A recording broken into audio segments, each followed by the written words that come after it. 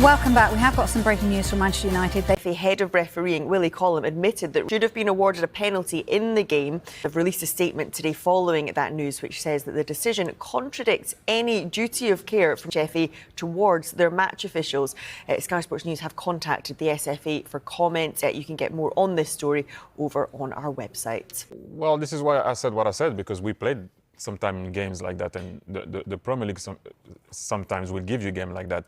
But what I like about what he said, and Jamie was mentioning it at the end, and we were talking about it, so many times they were not patient enough on the ball. Every time they put the ball down and they try to make 3 to 4 passes to go on the right and on the left, but they didn't do it very often. I don't know why. Obviously the crowd, they got bullied at times, they were over them, but you know, I think they got away with one. Look, that's how it is. It reminds me of, you know, the other day when Arsenal won at Man United. People were talking more about Man United than Arsenal. Same thing tonight, but they managed to find a way to win it. Through strength, like he said? I'm not sure. I mean, you mentioned the duels in the first half. I thought Liverpool lost a lot of duels in the first half. And in some ways, people always say the best way to win is with a last-minute winner. Of course, everybody knows that. But in some ways, the way Liverpool won is almost the worst way to win, taking away the last-minute goal. But in terms of, like, you being dominated... The second time he actually wins the ball, Adam Smith lands on top of him. Mike, I don't know what you think, but it's not a second. But they can't go to it now. Yeah, VAR can't look at it, but I mean, he's played the ball in. Smith's landed on top of Bolly's ankle rather than the other way around, gone over holding his ankle if it's a really bad challenge. But for me, he's very unlucky, Bolly. Not a second yellow card. Just explain again, Mike, why VAR Yeah, you can't get involved in cautionable offences, so it's got to be straight red. So, second cautionable offence. Should that rule be changed? I'd like to think it will be changed. That's what they're looking at for next year. Have been doing in the last 3,000 years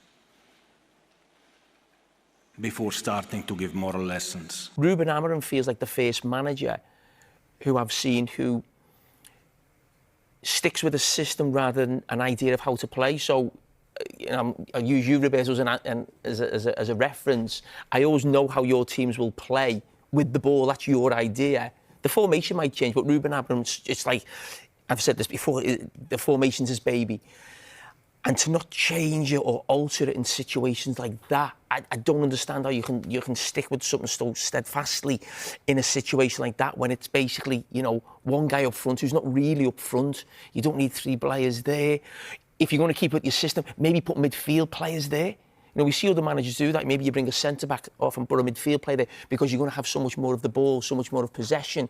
So I actually think it's not the losing the 3 points tonight. They can make that up through the season.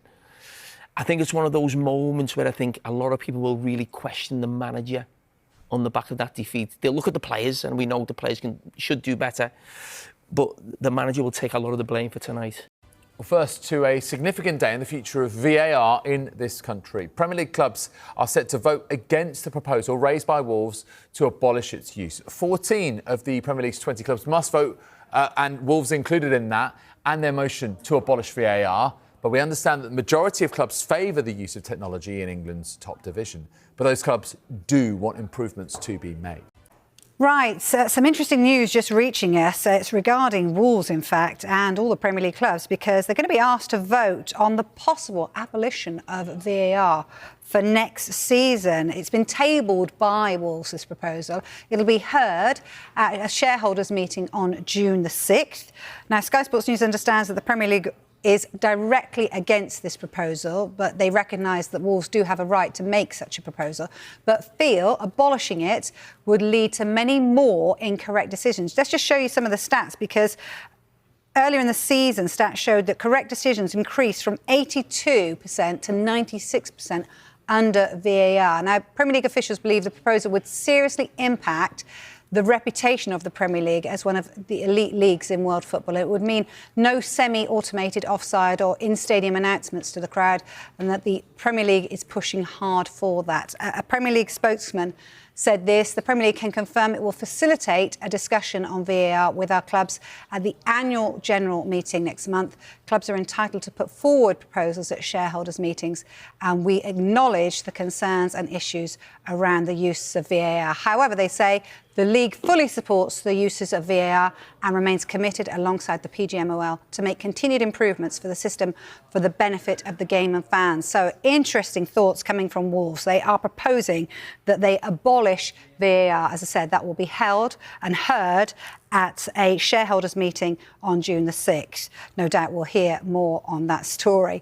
Old Trafford was left simmering with anger and disbelief on Thursday night as Manchester United were held to a 1-1 draw by West Ham in a match overshadowed by yet another controversial VAR decision. What should have been a routine Premier League encounter quickly turned into a storm of frustration, debate, and outrage, especially among United supporters. The flashpoint arrived in the second half when Dorgu darted into the box and appeared to be halted illegally by West Ham defender Aaron Wan-Bissaka. From the stands and on television replays, the contact looked obvious. The United players immediately appealed, fans rose to their feet in anticipation of a penalty, and the atmosphere shifted into a tense, expectant silence. But the referee shocked the stadium by waving play on. Moments later, VAR completed its check and stunned millions watching by refusing to overturn the decision.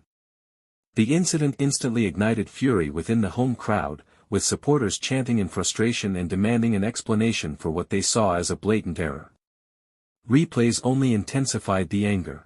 From multiple angles, fans insisted that the foul was clear-cut and should have given United a golden opportunity to take control of the match. Instead, the decision drained momentum from the team, and the players were visibly unsettled by the controversy. Social media exploded within seconds, with countless United fans accusing the officials of inconsistency and alleging that VAR had once again failed the moment it mattered most. Some described the incident as one of the most baffling non-calls of the season, while others labelled it a robbery at Old Trafford. The match continued with United pushing for a winner, but the earlier controversy lingered like a shadow. At full time, the boos that filled the stadium reflected not just frustration with the result, but with the growing belief that officiating standards, and VAR in particular, are declining at an alarming rate.